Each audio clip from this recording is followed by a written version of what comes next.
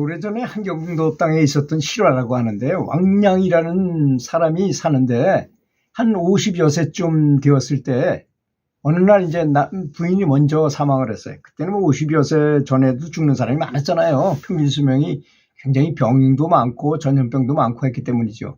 그래서 이제 50여 세쯤 되었을 때 어느 날 꿈에 돌아간 지 10년이나, 죽은 지가 10년이 지난 자기 부인이 나타나더라는 것입니다. 그러더니 그 부인이 놀라운 얘기를 하는 거예요. 내일 당신을 잡으러 저승사자가 찾아올 것이다. 그러니 오늘 목욕 재개를 하시고 나미아불 탑을 연불을 지극하게 하라고 이렇게 가르쳐 주는 것이었습니다.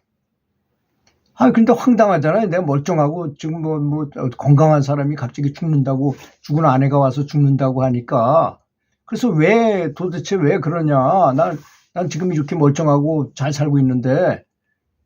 그랬더니 나와 당신이 함께 살고 있을 때, 그 전에 우리가 둘이서 알콩달콩 살고 있을 때 이웃집에 노인 한 분이 매일 소리 높여서 연불을 하는 것을 싫어하고 그분을 아주 미워하기, 너무 시끄럽다고 해가지고 미워하기까지 했는데, 내가 그 과보를 받아가지고 내가 죽어서는 다시 몸을 받지 못했다. 그리고 아직까지도 떠도는 유령이 돼가지고 중음지민의 몸으로 떠도는 영혼이 되었다는 것입니다.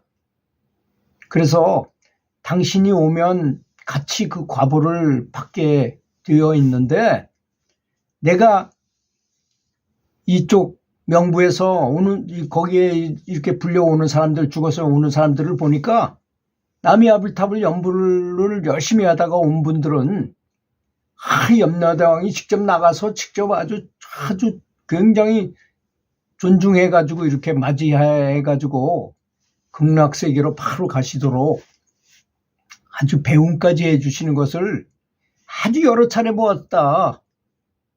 그랬으니 당신은 그저 내가 시키는 대로만 하시면 밥이 나오고 떡이 나옵니다. 내가 시키는 대로 꼭 하도록 하세요. 그래서 그런 꿈을 꿨는데 너무 생생한 거야, 이게. 너무나 생생하게 느껴지는 거예요. 그래서 바짝 일어나서 왕량이라는 사람은 황급히 본인이 시키는 대로 목욕을 깨끗하게 목욕을 하고 밤을 새워가지고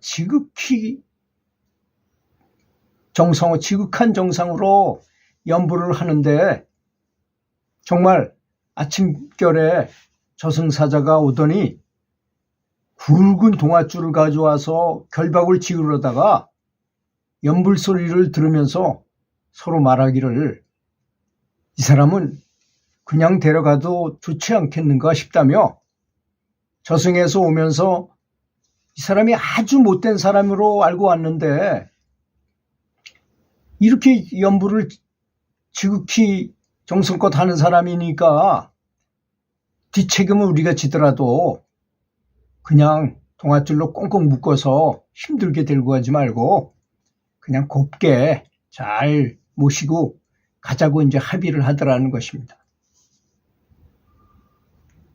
그리고 이제 저승길을 떠났어요.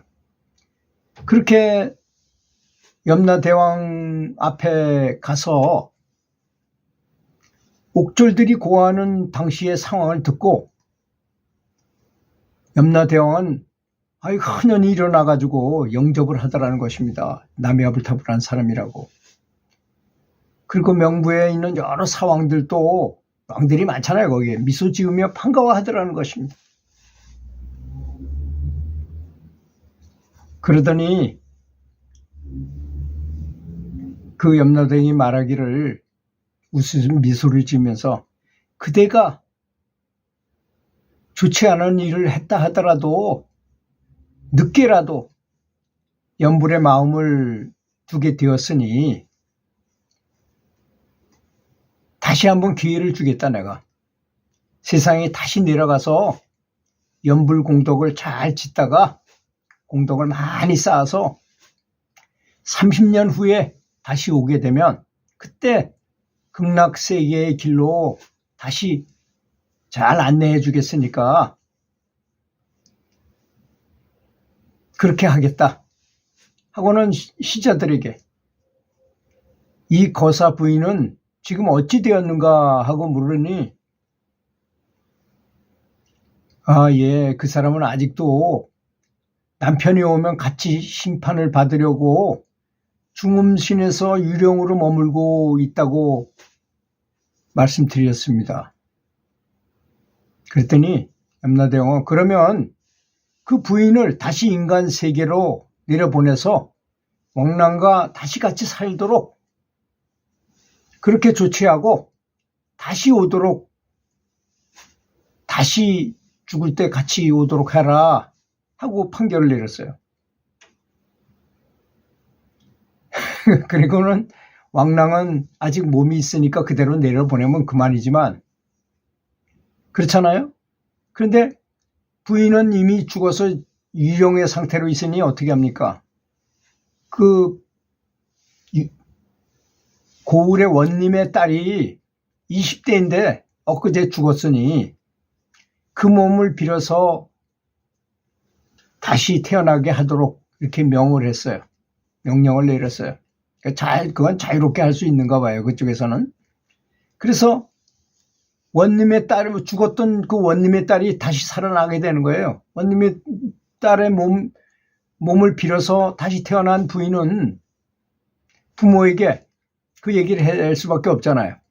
저는 사실 이렇게 살다가 이웃집에서 연부라는 노인을 미워하고 그분을 싫어하는 소리를 많이 했다가 그 과보로 구천에 떠들다가 다시 당신의 딸이 죽는 바람에 염라대왕이 율을 보내서 내가 이쪽으로 오게 됐으니 돼서 당신의 딸로 태어난 것이지만 저는 사실 왕랑의 부인입니다 하고 자신의 저승 인연을 자세히 말하니 부모는 부모야. 죽은 딸이 다시 살아나는, 몸이 다시 살아나는 듯 볼 수 있는 것만 해도 고맙잖아요. 그래서 그러면 알았다고 다시 나를 잡아서 그러면 왕랑과 같이 결혼식을 제대로 해가지고 우리도 눈이 있고 그러니까 그런 사실을 믿고 그냥 보낼 수는 없으니까 잘 제대로 정식 결혼을 해가지고 그래가지고 거기가 사는 게 어떻겠느냐. 그리고 혼사를 이뤄주고 결혼식을 아주 성대하게 시켜주고 큰 재물을 줘가지고 서로 친정집도 왔다 갔다 하면서 이렇게 살게 된 것입니다. 두 사람은 평생을 해로하고 하며 연불공덕을 모든 사람들에게 널리 알렸어요. 연불하면 이렇게 좋습니다. 연불하십시오 하면서 굉장히 많이 알리고 그리고 연불공덕을 많이 지어가지고 한날 한시에 저승 가는 날 한날 한시에 저승을 가게 됐어요. 방 안에 향기가 진동하는 가운데 극락세계로 왕생하여 이걸 저승에 갈 필요도 없이 바로 반야용선이 큰 이 배가 와요. 황금빛의 배가 옵니다.